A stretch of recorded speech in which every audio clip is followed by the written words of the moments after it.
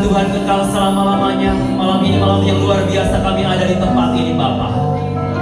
Kami merayakan hari kelahiran Tuhan Yesus ke dalam dunia ini. Sukacita Natal memenuhi hidup kami Bapa. Saat ini hamba-Mu akan nikmati dan beritakan kebenaran firman-Mu. Urapi hamba-Mu Tuhan yang akan menyampaikan kebenaran firman-Mu. Dan setiap umat-Mu yang hadir pada malam hari ini, di dalam nama Tuhan Yesus Kristus, yang sakit Tuhan sembuhkan, yang lemah Tuhan kuatkan, yang bermasalah Tuhan berikan jalan keluar, yang terluka hati Engkau pulihkan dalam nama Tuhan Yesus Kristus. Roh Kudus ambil alih semua pemberitaan kebenaran firman-Mu. Segala kuasa-kuasa yang bukan berasal dari Tuhan yang ada dalam ruangan ini, kami singkirkan semua di dalam nama Tuhan Yesus Kristus. Kami sepakat hadirat-Mu turun atas tempat ini, memulihkan kami, memberikan kekuatan kepada kami. Terima kasih Tuhan Yesus. Segala pujian, hormat, syukur bagi Raja di atas segala raja. Yang percaya dan siap diberkati Tuhan sama-sama katakan, beri kemuliaan bagi Tuhan Yesus Kristus, Raja di atas segala raja. Haleluya, silakan duduk.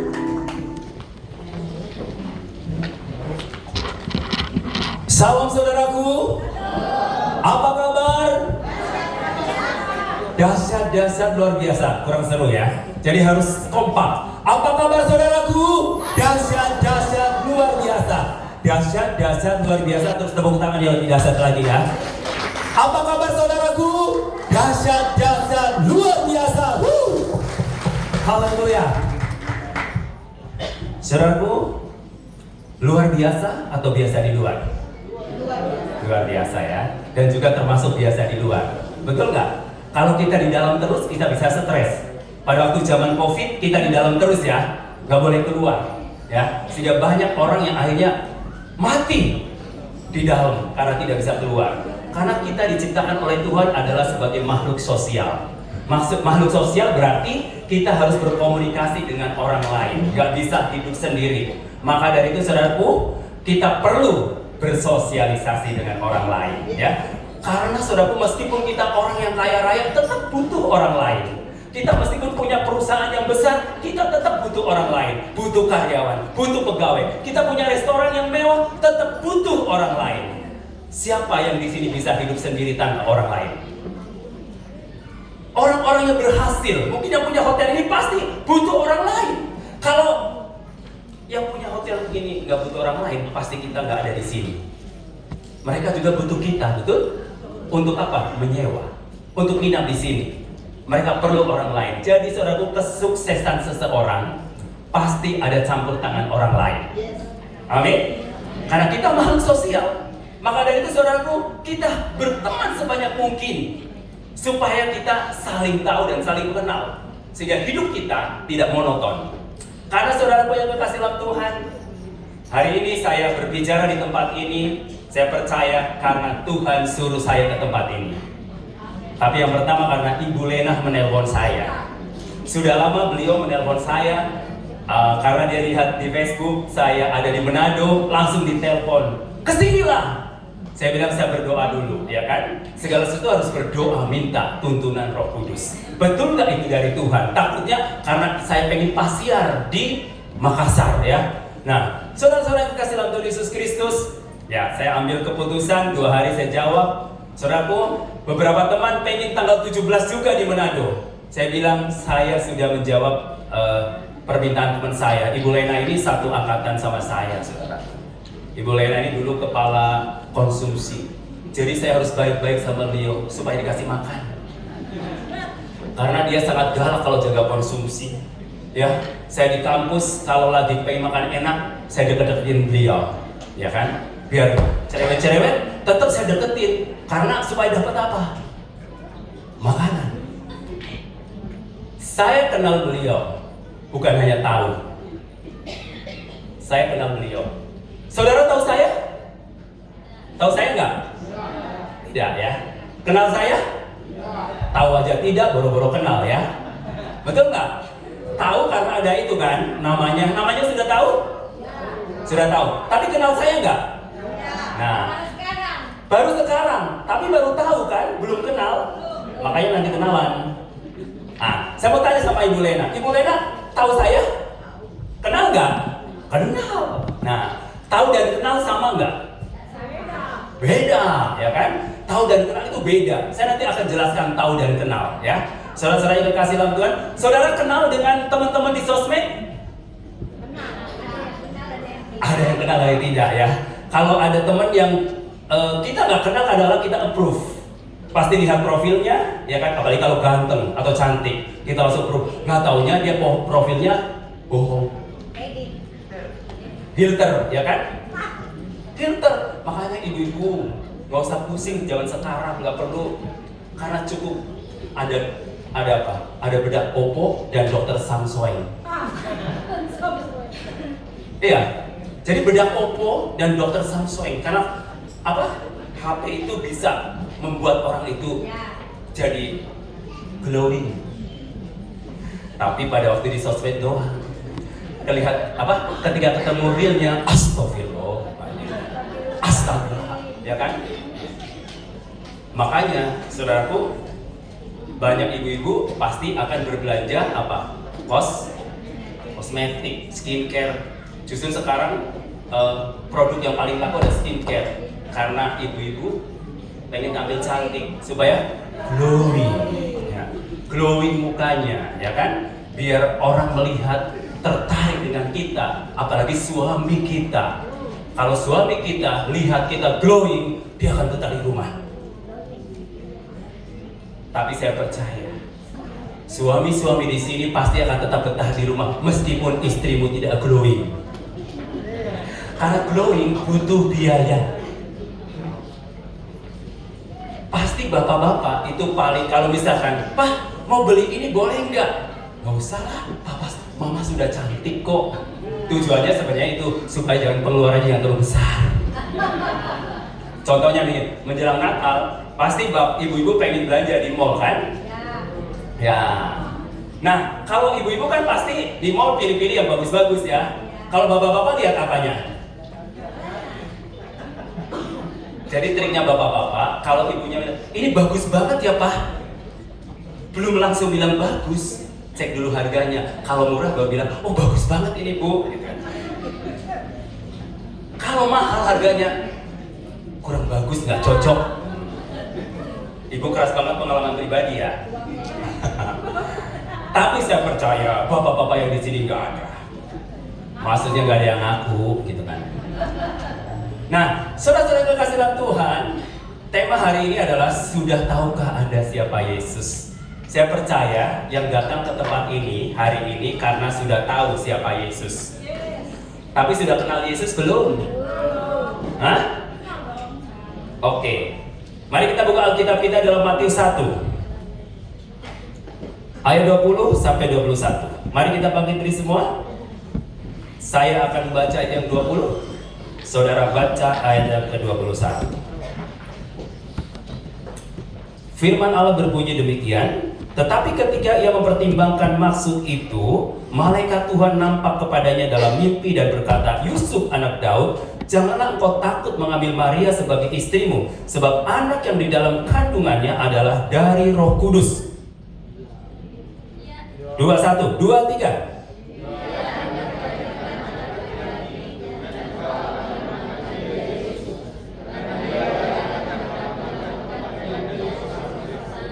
Oke, silakan duduk. Berbahagialah orang yang membaca dan merenungkan firman Tuhan siang dan malam, dan terlebih berbahagia lagi adalah orang yang mau melakukan firman Tuhan siang dan malam. Dia seperti pohon yang ditanam di tepi aliran air yang selalu menghasilkan buah pada musimnya. Jadi artinya bahwa kita itu anak-anak Tuhan, setelah percaya Yesus itu seperti pohon yang ditanam di pelatarannya Tuhan. Dan Tuhan menghendaki bahwa kita semua setelah ditanam oleh Tuhan, kita berakar, bertumbuh, dan menghasilkan buah. Dan jikalau kita sebagai pohon yang kelihatan tumbuh subur tapi tidak menghasilkan buah, Tuhan Yesus bisa tebang. Dan ketika ditebang, lemparkan dan campakkan ke dalam lautan api. Nah, saudara-saudara yang terkasih dalam Tuhan Yesus Kristus, saya ingin jelaskan tentang tahu dan kenal. Saudara tahu Presiden Jokowi?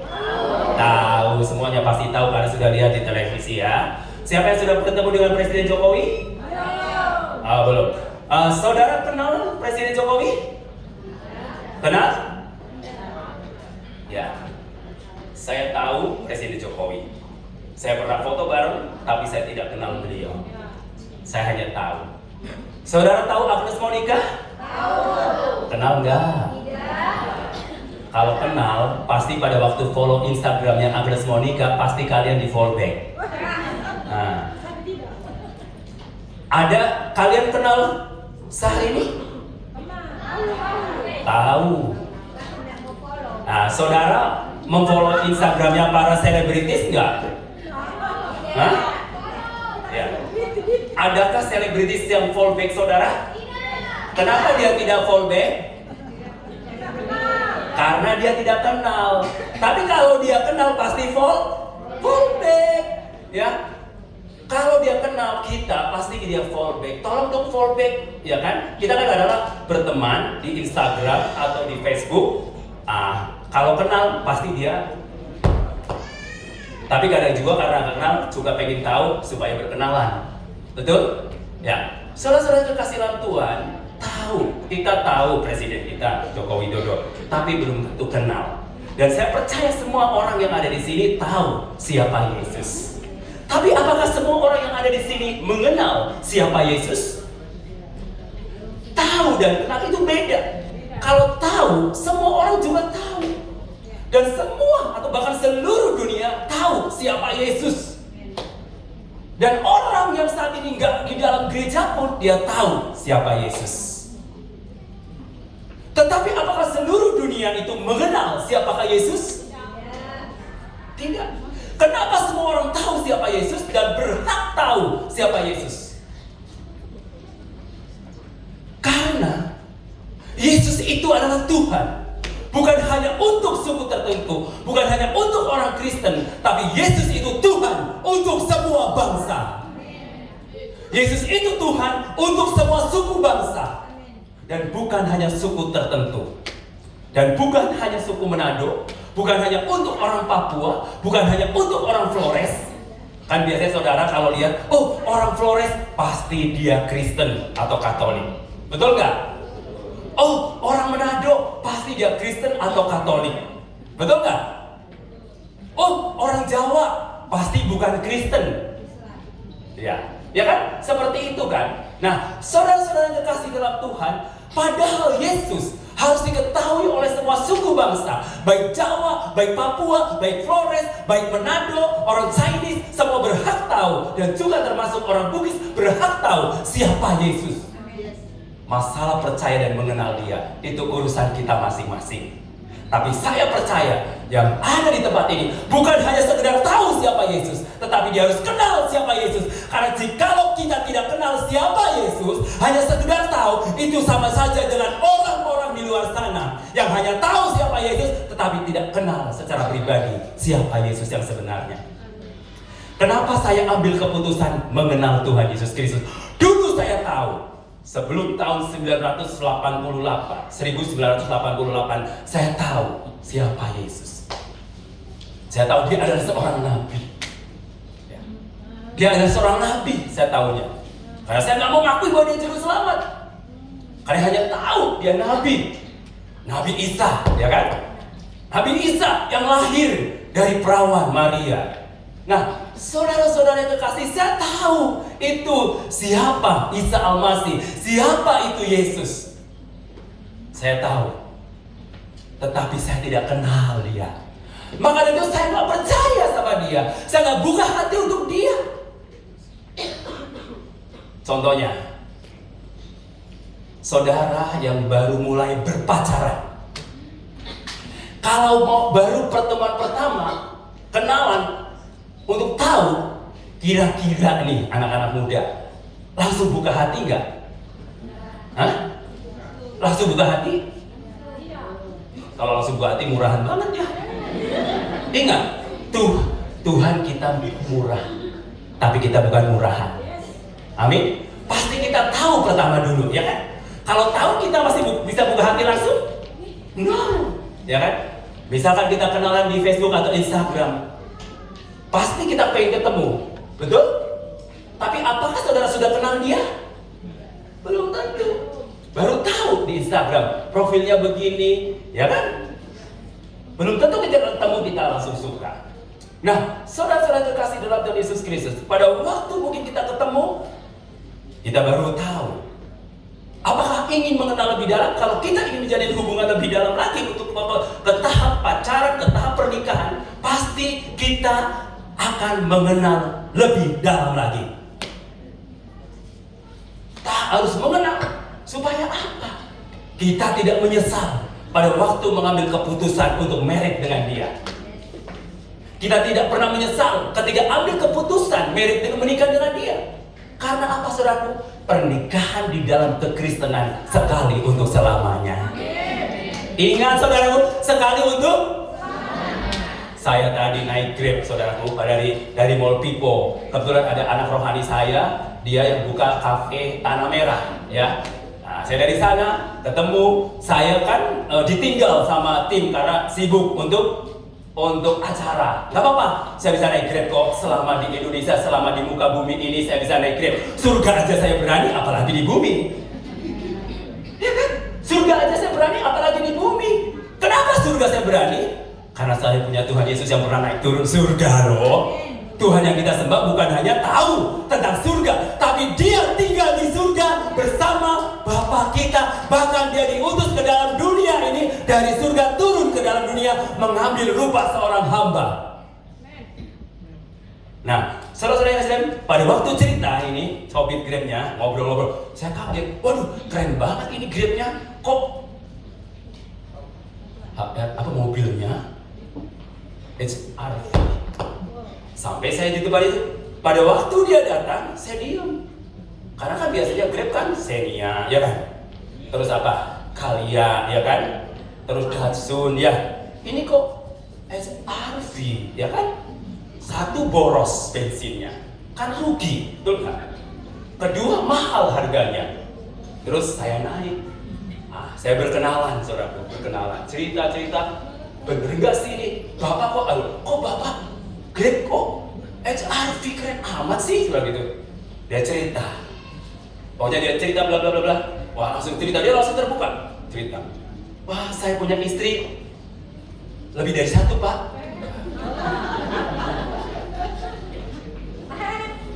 Lebih dari satu. Saya pikir dua.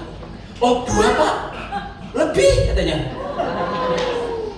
Tanya lagi, 3, Pak. Lebih, Pak. Yang benar berapa? 4. Lebih, Pak. Terus berapa? Berapa, Pak? Coba tebak berapa? 7. Ke-8 kalau ibu-ibu mau daftar. Saya udah punya kontaknya. Ada yang mau daftar menjadi istri ke-8? Ya. Saya kaget. Wow.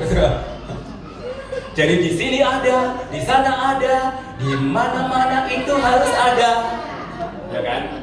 Jadi kalau istilah gereja ada pos PI di mana-mana. Kalau pos PI boleh ya, ini pos ronda ya, di mana-mana ada. Nah, makanya ibu-ibu cek and recheck kalau kenalan dengan seorang pria. Takutnya jadi yang keberapa gitu loh. Itu bahaya. Nah, saudara-saudara, pada saya ngobrol, akhirnya dia cerita semuanya. Saudara-saudara yang terkasih dalam Tuhan Yesus Kristus, saya percaya ketika kita sudah mengambil keputusan untuk menikah, ya, di dalam pasangan kita Kristiani, itu sekali untuk selamanya. Makanya saudara-saudara yang masih gadis-gadis, pilihlah yang seiman supaya gak ditinggalin dan gak dicerai. Yes? Sekali untuk selamanya. Itulah keuntungan kita di dalam Tuhan. Selain dikasih surga, kalau menikah 1 kali untuk selama-lamanya. Kalau seandainya tidak seperti itu, maka bapak-bapak bisa ganti-ganti, setahun ganti atau 3 bulan ganti. Seperti mobil, kalau sudah bosen kita jual. Betul gak? Iya. Coba selebritis kalau menikah 3 bulan selesai, ya kan? 3 bulan ganti lagi, 3 bulan ganti lagi. Kok enak banget ya?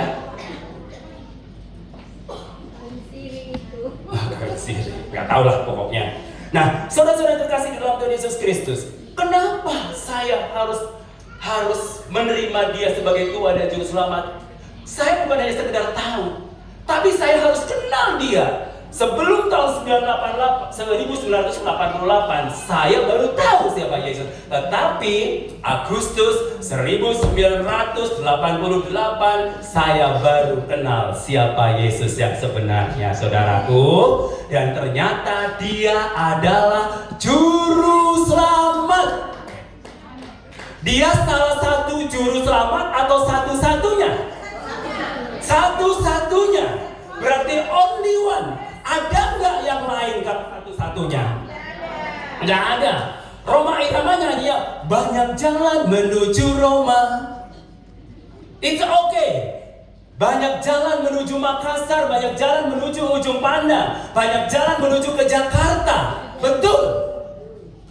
Kemarin saya mau pergi ke Ke Pantai Losari, bisa lewat tol, bisa lewat jalan biasa, ya kan? Banyak jalan menuju Pantai Losari. It's okay. Setuju? Setuju. Tapi saudaraku, jalan ke surga hanya satu jalan. Melalui siapa? Only one, Jesus Christ. Yang kau rayakan hari ini, Dia lahir ke dalam dunia. Dia jembatan satu-satunya untuk menuju ke surga. Alkitab berkata, akulah jalan, kebenaran, dan hidup. Tidak ada seorang pun yang datang kepada Bapa kalau tidak melalui aku. Hanya Yesus yang bisa menyelamatkan hidupmu dan hidup saya. Maka dari itu saya ambil keputusan tahun 1988 mengenal Yesus secara pribadi, baru buka hati. Karena aku sudah fall in love dengan Jesus. Jatuh cinta dengan Yesus. More and more and more. Deep and deep and deep. Kalau saudara sampai berpacaran kemudian menikah, pasti harus mengenal lebih dalam lagi supaya kalian bisa intim dengan pasanganmu. Tapi ingat, sebelum menikah jangan intim dulu, bahaya. Ya, bahaya. Saudaraku, dan kenapa saya harus kenal Yesus? Agar aku bisa intim dengan Dia. Ketika kita intim dengan Dia, firman-Mu di dalam aku di dalam Dia. Minta apa saja pasti Tuhan akan berikan kepada kita. Karena Tuhan kenal kita, kita kenal Tuhan. Sehingga roh kita menyatu dengan Tuhan Yesus Kristus. Dan tidak ada satupun yang bisa memisahkan kita dari kasih Kristus. Karena kita sudah kenal Dia, menyatu dengan Dia. Seperti carang yang selalu nempel pada pokok anggur. Kita adalah carang-carangnya. Ada lagu sekolah minggu, Yesus pokok dan kitalah carangnya, tinggallah di dalamnya. Yesus pokok dan kitalah carangnya, tinggallah di dalamnya. Yesus pokok dan kitalah carangnya, tinggallah di dalamnya. Pastilah kau akan berbuah. Kenapa kita harus nempel pada pokok anggur? Kita adalah carang-carangnya supaya kita berbuah. Karena ketika firman itu di dalam hidup kita, firman itu akan menghidupi kehidupan kita. Sehingga ketika firman itu hidup di dalam hidup kita, apapun yang kita minta pasti Tuhan akan jadi. Meskipun harus proses. Ingat, Tuhan mendengar doa kita tidak instan. Ada proses yang harus kita lakukan dan lalui. Tidak seperti membalikan telapak tangan. Dan banyak orang yang pergi ke dukun ketika doanya tidak dijawab supaya instan. Ingat, yang instan belum tentu itu lebih baik. Ya, belum tentu lebih baik. Sekarang saya mau tanya, makanan yang instan lebih sehat dengan makanan yang tidak instan? Nah, ya tidak. Cuma manusia pada umumnya pengennya serba instan. Makan mie kepengen yang instan, nggak mau masak. Sayur kepengen yang instan. Semua beli yang serba jadi dan nggak mau proses. Petik kangkung dulu, terus kemudian dicuci, dicah, ya kan? Repot nggak? Repot. Tapi proses hasilnya itu enak dan sehat. Saudaraku, segala sesuatu yang instan belum tentu membuat kita kepuasan atau menjadi jaminan bahwa kita akan hidup lebih baik. Ketika kita berdoa, kita kenal Yesus yang kita sembah, dan Dia akan dengar doa kita, tapi gak selalu instan. Kita sabar, karena pasti Tuhan mendengar doa kita sesuai dengan kebutuhan kita. Contohnya, anak kita, misalnya kita yang punya anak, umur 2 tahun, tiba-tiba dia minta pistol. Kira-kira saudara sebagai orang tuanya dikasih nggak? Enggak. Terus umur 2 tahun, tiba-tiba minta pisau. Kira-kira dikasih nggak? No. Kenapa? Bapa yang di dunia tahu bahwa itu sangat membahayakan. Apalagi Bapa kita di surga. Dia tahu apa yang kita butuhkan. Dia tahu apa yang dia perlu, kita perlukan. Ketika kita minta, kita belum dijawab oleh Tuhan, berarti belum sesuai dengan kebutuhan kita. Tetapi kalau Tuhan dengarkan dan jawab doa kita, berarti udah waktunya Tuhan akan berikan jawaban atas doa-doa kita. Jadi saudaraku, jika hari ini saudara berdoa dan belum dijawab oleh Tuhan, kita kenal siapa Yesus yang sebenarnya. Karena Tuhan yang tidak pernah meninggalkan kita. Alkitab berkata, aku sekali-kali tidak akan pernah meninggalkan engkau. Aku sekali-kali tidak akan pernah membiarkan engkau. Artinya bahwa penyertaan Tuhan itu selama-lamanya. Dan Yesus dikatakan Dia Immanuel. Arti Immanuel, Allah beserta kita, bukan Allah transenden. Transenden Allah yang sangat jauh, sehingga engkau harus berteriak memanggil namanya. Tetapi Allah yang kita sembah bukan Allah transenden, Allah yang jauh, tapi Allah yang Immanuel, Allah yang beserta kita. Sehingga hubungan kita dengan Tuhan itu ibaratkan hubungan kita dengan orang tua kita. Sehingga panggil apa saudaraku kepada Bapa? Bapa. Kepada Tuhan kita Bapa. Bapa. Ingat, hanya di dalam apa yang manggil Bapa? Iman apa? Iman kepada Yesus Kristus, panggil Bapa. Bapa itu seperti orang tua, ya kan? Kalau kita orang Jawa panggil Romo, ya Romo itu ayah, atau Bapa itu ayah, father, ya. Nah, saudaraku, kenapa panggil Bapa?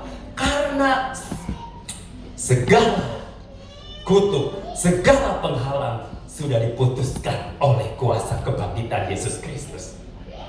Sehingga tidak ada lagi yang menghalang-halangi untuk kita datang kepada Tuhan. Kalau zaman dulu, zaman perjanjian lama, nggak sembarangan. Datang kepada Tuhan ada tiga tahap, ya. Tahap pertama, bapak-bapak, ibu-ibu di situ, ini adalah pelataran, ya. Pelataran. Ini karena nggak ada ruang Maha Kudusnya, anggap aja di ruang Maha Kudus. Yang situ pelataran, yang ini ruang kudus, ya. Mengerti? Nah, ruang Maha Kudus, pelataran itu untuk semua umat, ya. Untuk semua umat hanya di pelataran. Kemudian umat itu akan datang kepada Tuhan harus melalui apa? Para imam, ingat ya. Para imam itu yang menduduki ruang kudus. Nah, untuk masuk ke ruang Maha Kudus masih ada lagi. Siapa yang di sini? Imam besar Harun yang terkenal pada waktu perjanjian lama, ya. Nah, baru birokrasi banget ini, ya. Birokrasi banget kayak bikin KTP, ya, birokrasi, ya. Dari sini, ya kan, pelataran ke imam, baru sampaikan ke imam besar di ruang Maha Kudus. Baru imam besar sampaikan kepada Allah Israel, Allah Yakub, Allah Ishak. Dia sampaikan. Bayangin dong, Anda curhat di pelataran, disampaikan oleh para imam, baru ke imam besar, baru ke Tuhan. Lama nggak? Lama. Tapi karena Bapa mengasihi kita, Dia rela korbankan anaknya yang tunggal, lahir ke dalam dunia, supaya apa, saudaraku? Melalui kuasanya diputuskan segala sekat ruang pelataran, ruang kudus, Maha Kudus. Jadi sudah nggak ada lagi, karena kita adalah bangsa yang kudus, kita adalah imamat yang rajani, umat kepunyaan Allah, sehingga kita bisa langsung datang kepada Bapa di dalam nama Tuhan Yesus Kristus. Jadi saudaraku, nggak usah pakai birokrasi. Langsung in the name of Jesus Christ, kita langsung bisa sampai kepada Bapa, doa-doa kita. Karena apa? Dia Tuhan kita, bukan hanya 100% manusia, tapi dia adalah 100% Allah sejati. Sehingga kita nggak perlu ragu lagi, kita kenal. Kenapa saya percaya kepada Tuhan Yesus Kristus? Misalnya nih, Pak Pendeta Reni, saya kalau diajak ke Amerika sama Pendeta Reni, saya takut tersesat. Karena nggak tahu Pendeta Reni sudah pernah pergi ke Amerika nggak? Belum kan? Belum. Saya takut karena Pendeta Reni belum pernah pergi ke sana. Takut tersesat. Tapi kalau Pendeta Reni ngajak saya ke Toraja, pasti aku mau. Kenapa? Dia sudah kuasai Medan Toraja. Udah pulang balik, ya kan? Udah pulang pergi berapa kali, Pak? Oh, banyak kali. Aku yakin dan percaya. Trust in Him. Percaya kepada beliau. Karena pasti saya ke Toraja tidak akan tersesat. Atau bersama Bu Lena pasti tidak akan tersesat. Tapi kalau ke Amerika sama Bu Lena pasti aku bisa tersesat. Saudara-saudara yang kekasih, kenapa saya percaya sama Tuhan Yesus Kristus? Bahwa Dia adalah satu-satunya jalan ke surga. Karena Dia datang dari mana? Surga. Dari surga. Dari surga turun ke dunia, ya kan? Dari surga turun ke dunia. Jadi Dia pernah tinggal di surga tuh? Pernah. Bahkan dari surga turun ke dunia, terus Dia naik ke surga lagi. Dan sekarang Dia ada di surga. Dan Dia kirim apa? Dia kirim apa ke dunia ini? Dia kirim apa? Roh Kudus. Yang menyertai kita itu Roh Kudus. Roh Kudus Allah juga, ya kan? Roh Kudus yang menyertai bersama-sama dengan kita. Kenapa saya percaya dan kenal Dia dan trust in Him? Karena Dia Tuhan yang pernah ke surga, tinggal di surga, turun ke dunia, naik ke surga lagi, sehingga tidak mungkin tersesat untuk pergi ke surga. Jadi saudara, kalau percaya kepada yang lain, sudah pernah pergi ke surga? Belum. Nah kalau belum, ngapain aja ke surga? Ya kan? Kan kita nggak tahu Dia bisa menyesatkan kita kalau Dia nggak pernah pergi ke surga. Tapi Yesus Kristus, Dia sang Raja Damai, Dia dari surga turun ke dunia ini, dan Dia naik ke surga, dan Dia hidup bersama-sama dengan Bapa, dan Dia mengutus Roh Kudus ke dalam dunia untuk menyertai kita. Sehingga aku percaya dan aku yakin ikut Yesus pasti aku tidak akan tersesat. Alkitab berkata bahwa karena begitu besar kasih Allah akan dunia ini, sehingga Ia mengaruniakan anak yang tunggal, supaya setiap orang yang percaya kepadanya tidak binasa, melainkan beroleh hidup yang kekal. Artinya hidup yang kekal adalah kehidupan selama-lamanya bersama dengan Tuhan di kerajaan surga. Nah, itu yang membuat saya itu yakin dan percaya. Dan Yesus sendiri, orang pada bingung cari jalan kebenaran di mana. Ada yang turun ke gunung, ada yang naik ke gunung tinggi untuk mencari damai, ada yang turun ke lembah curam untuk mencari damai, ada yang cari pohon besar untuk mencari damai dan untuk mencari keselamatan, ada datang kemana untuk mencari keselamatan, dan mereka tidak mendapatkannya. Dan saudaraku, Yesus dengan gamblang di dalam Yohanes 14 ayat 6 katakan, akulah jalan kebenaran dan hidup. Sementara orang cari jalan kebenaran, dan Tuhan Yesus sudah kasih tahu, akulah jalan kebenaran dan hidup. Jadi saudaraku, mengambil keputusan menerima Kristus, saudara, itu adalah pilihan yang tepat. Pada waktu itu Rasul Paulus, ketika sebelum kenal Yesus, Rasul Paulus penganiaya jemaat.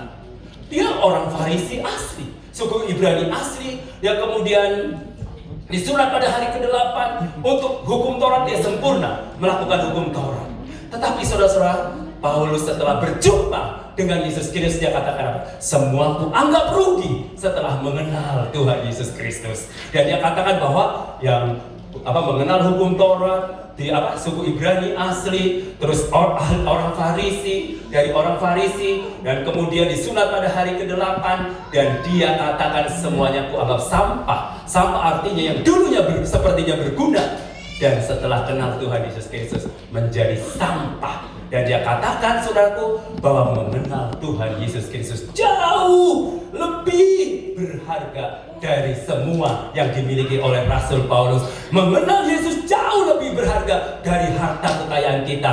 Mengenal Yesus jauh lebih berharga daripada pangkat, kedudukan, gelar-gelar apapun. Itu jauh lebih berharga mengenal Tuhan Yesus Kristus. Karena gelar, kedudukan, harta kekayaan itu sifatnya sementara. Dan satu kali kelak itu akan lenyap semuanya. Tetapi pengenalan akan Yesus Kristus dengan benar itu akan terus abadi. Sampai kita bertemu face to face dengan Yesus Kristus, Raja di atas segala raja.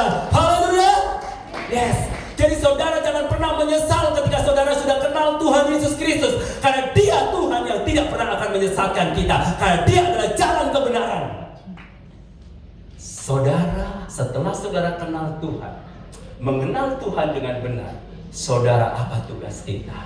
Kita harus beritahu kepada saudara-saudara kita, teman-teman kita, tetangga kita, dan orang-orang yang berjumpa dengan kita. Beritahu agar mereka boleh tahu siapakah Yesus yang sebenarnya, dan mereka boleh mengenal Tuhan ketika kita kasih tahu. Dan bagaimana mereka tahu kalau kita tidak pernah memberitahu? Bagaimana Injil itu beritakan jikalau kita tidak pernah menyampaikan Injil kepada orang lain? Apa arti Injil? Arti Injil adalah good news. Good news adalah kabar baik. Kabar baik yaitu Kristus mati karena dosa-dosa kita, dia dikuburkan, dan pada hari ketiga dia bangkit. 1 Korintus 15 ayat 3-4 bicara tentang good news, kabar baik. Nah, saya mau tanya nih, bapak-bapak atau ibu-ibu nih khususnya ya. Kok ibu-ibu terus ya, bapaknya kapan diserangnya ya? Aku nggak menyerang, cuma yang doyan ngobrol biasanya kan ibu-ibu kan.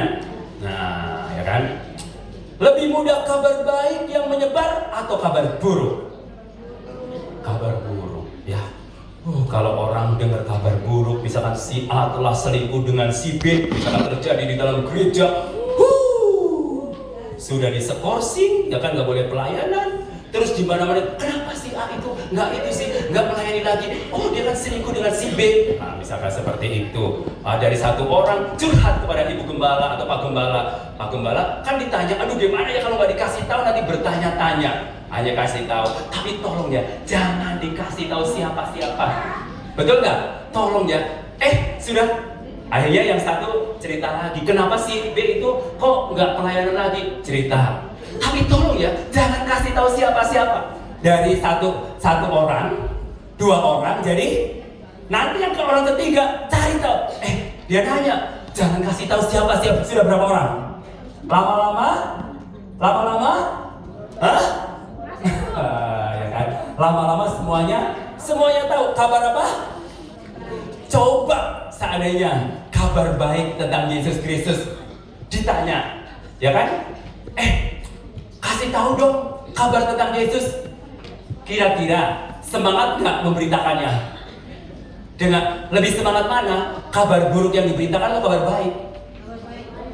Serius? Oh, puji Tuhan, berarti Anda sudah bertobat. Ya benar, saudara. Kabar baik ini harus diberitakan kepada semua orang, supaya orang-orang yang berbuat jahat tahu tentang kabar baik. Dan ketika orang itu preman akan tetap menjadi preman, orang itu perampok akan tetap menjadi perampok, koruptor akan tetap menjadi koruptor.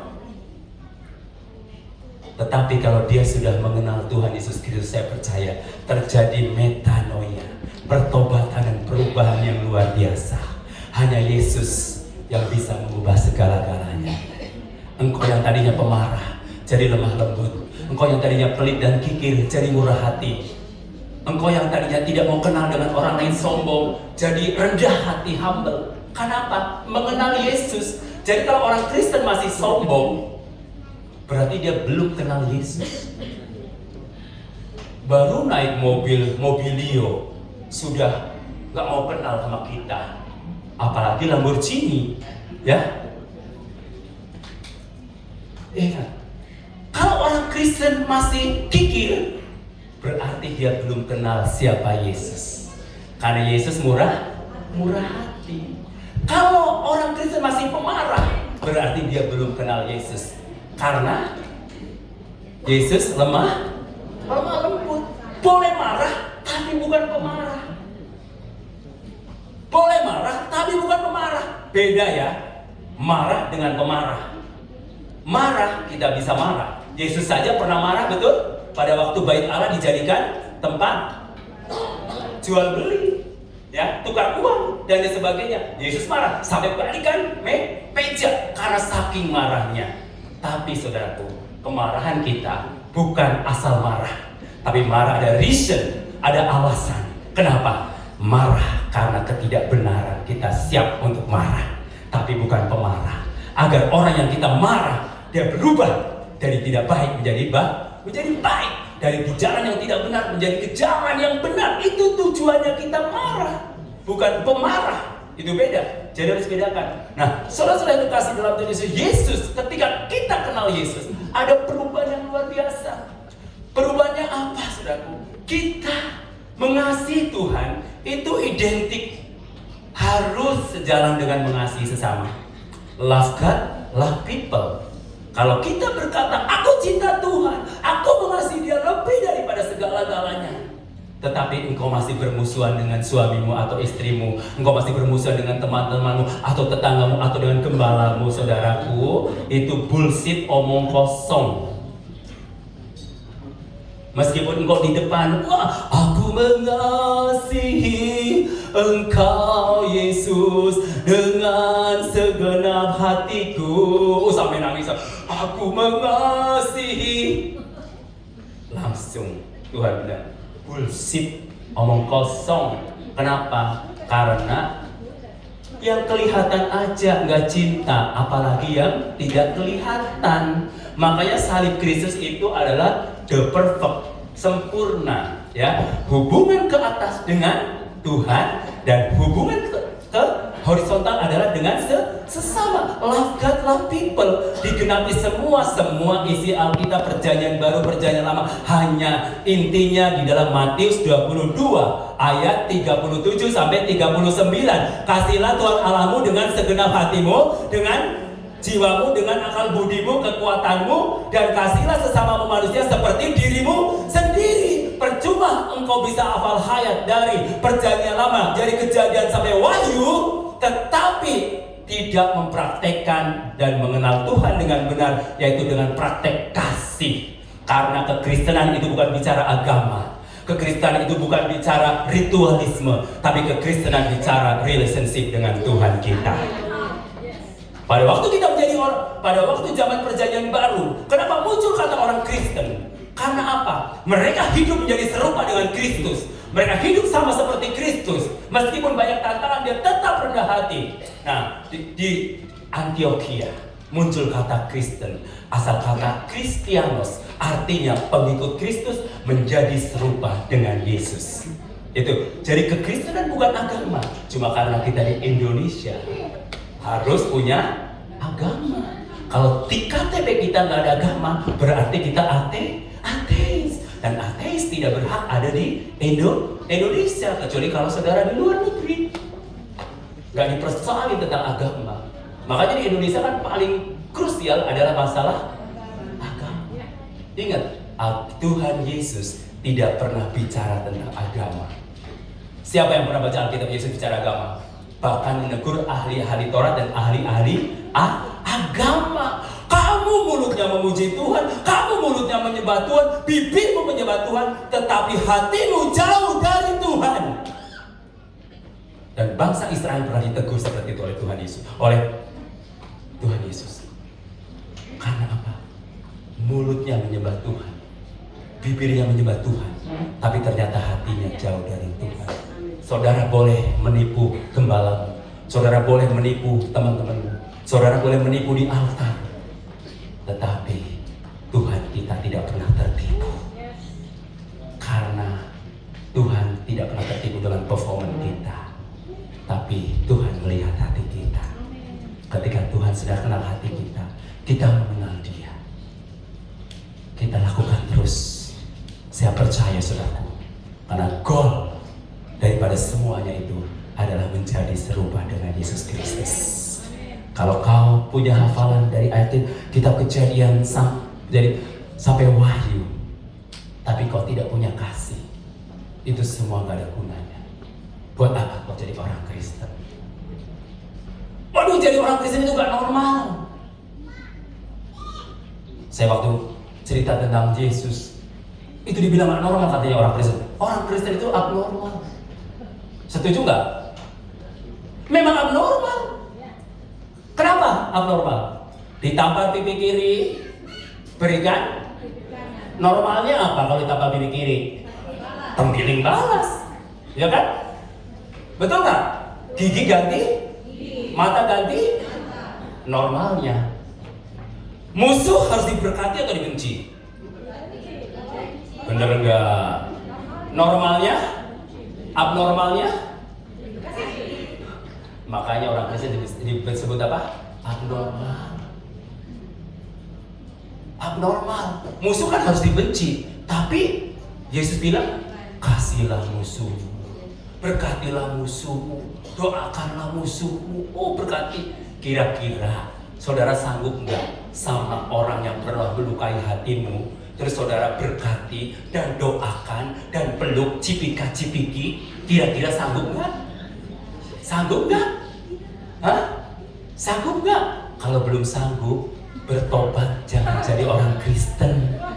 Karena kekristenan itu bukan bicara ritual agama, ibadah saja di gereja, bukan. Kekristenan itu adalah relationship antara Allah dan kita dengan sesama. Baru itu kekristenan yang sempurna. Dan seluruh ayat Alkitab ini berarti saudara sudah lakukan. Taurat yang jangan mencuri, jangan membunuh, jangan bersaksi dusta, hormatilah ayah dan ibumu, dan semua dirangkum di dalam Matius itu. Dan kalau kamu bisa melakukan itu semua, berarti seluruh Alkitab saudara sudah lakukan. Karena apa? Jangan sampai kita udah lama melayani Tuhan, lama menjadi orang Kristen, tetapi Yesus sendiri tidak kenal kita. Karena kita nggak kenal Dia. Itu jangan sampai terjadi.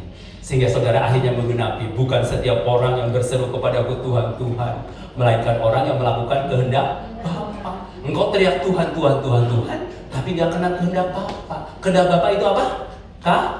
Kasih. Kasihlah Tuhan Allahmu dan kasihlah sesamamu manusia seperti dirimu sendiri. Natal itu takkan berarti tanpa karena kasih, maka ada Natal.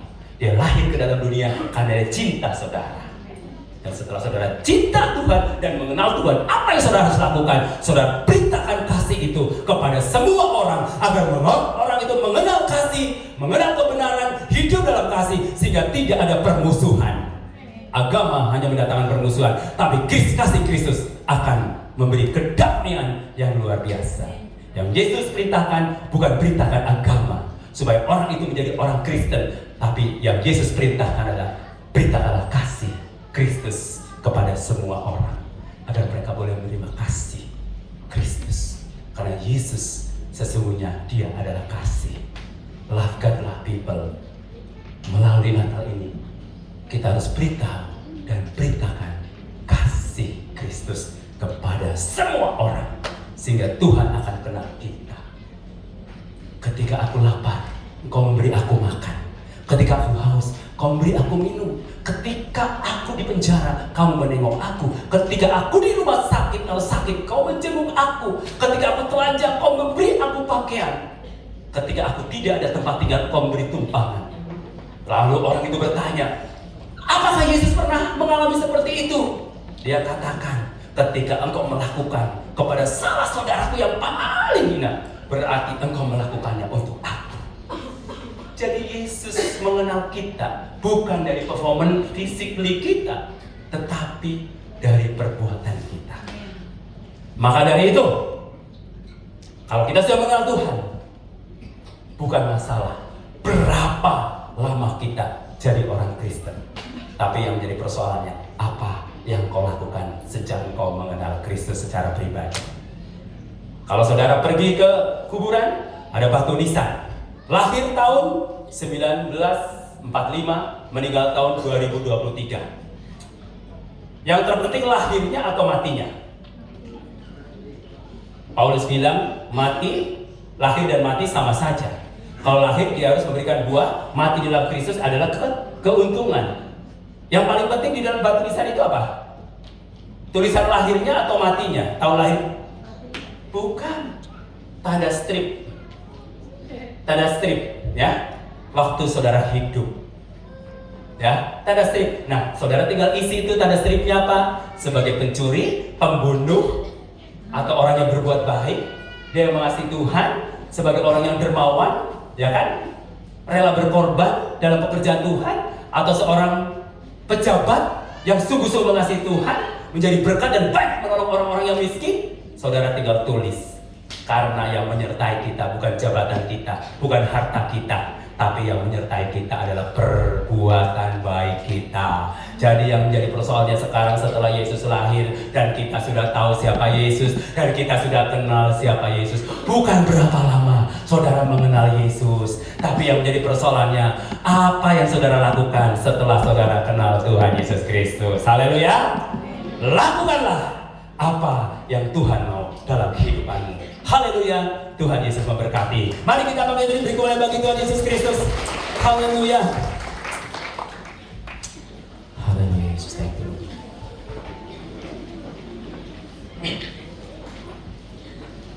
Kasih pasti lemah lembut, ya. Mari kita nyanyikan sama-sama para singer.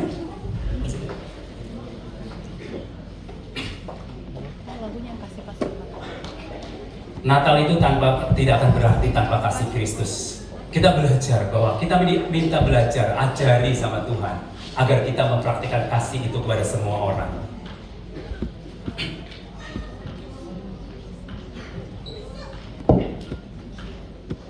Haleluya Yesus, terima kasih Bapak. Kasih pasti.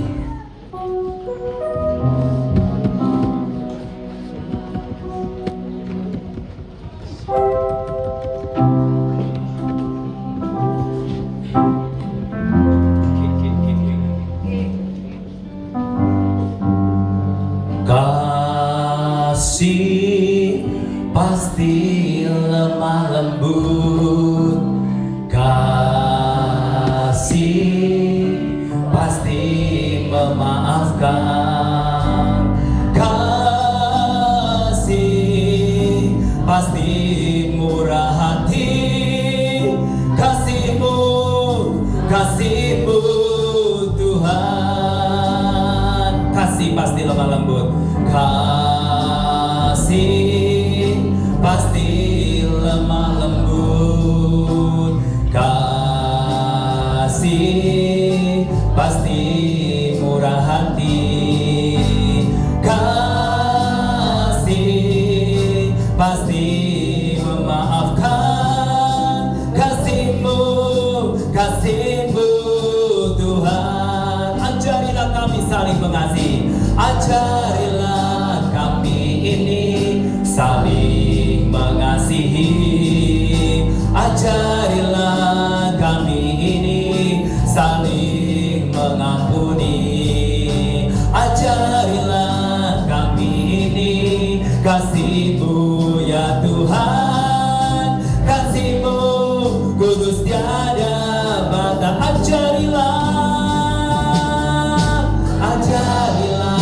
kami ini saling mengasihi, ajarilah kami ini saling mengampuni, ajarilah kami ini kasih-Mu ya Tuhan, kasih-Mu kudus tiada batasnya. Musik tetap memuji Tuhan. Saudaraku, hari ini kita merayakan Natal bersama-sama, itu hari kelahiran Tuhan Yesus Kristus ke dalam dunia. Natal itu bicara tentang kelahiran. Natal itu bicara tentang kasih Tuhan. Karena Natal tanpa kasih Tuhan itu gak ada artinya apa-apa. Kenapa terjadi Natal Yesus Kristus? Karena Dia sangat mencintai saya dan saudara. Dia tidak mau satupun di antara kita itu binasa. Maka dari itu, Natal sebagai bukti cinta Tuhan kepada kita. Bahkan Dia lahir ke dalam dunia, mengosongkan dirinya, mengambil rupa seorang hamba. Sama seperti saya dan saudara. Karena Dia rindu kita semua yang percaya kepadanya tidak binasa, melainkan beroleh hidup yang kekal. Setelah saudara tahu siapa Yesus dan saudara kenal siapa Yesus, saudara, apa yang harus saudara lakukan? Engkau adalah umat pilihan Allah dan engkau harus beritakan siapa Yesus dan Yesus sebenarnya kepada orang-orang di sekeliling kita. Itu bukti bahwa kita cinta Tuhan dan cinta sesama. Haleluya. Ajarilah Tuhan kami untuk saling mengasihi. Haleluya. Yes. Sama-sama katakan ajarilah. Ajarilah kami ini saling mengasihi. Ajarilah kami ini saling mengampuni. Ajarilah kami ini kasih-Mu ya Tuhan, kasih-Mu kudusnya. Yes, sama-sama katakan ajarilah. Ajarilah kami. Yang suami istri boleh bergandeng tangan, katakan harus saling mengasihi, saling mencintai di antara saudara dan antara suami dan istri dan bahkan anak-anak, teman-teman kita yang saat ini mungkin saudara benci, saudara tidak suka.